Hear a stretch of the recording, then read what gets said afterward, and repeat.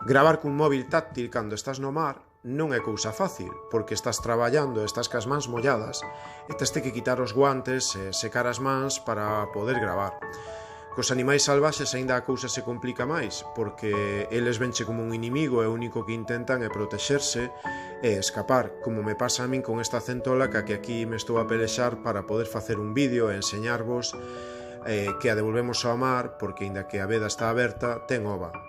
Ao final, córtome un dedo e sángrame un pouco, pero téñome que fastidiar, porque a centola o que está facendo é o correcto. É como se a nós nos intentaran baixar os pantalóns ou a falda. A tapa é onde se atopa a súa capacidade reproductora e é onde ten as ovas a súa descendencia, de maneira que é natural que as intente protexer, pois como cando a galiña protexe os ovos cando está choca ou os seus pitiños pequenos.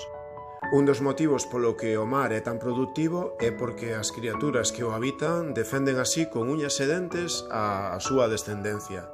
E nós, pois, non imos a ser menos, de maneira que esta centola, como todas as demais que veñen agora xa ovadas, as devolvemos ao mar con prontitude.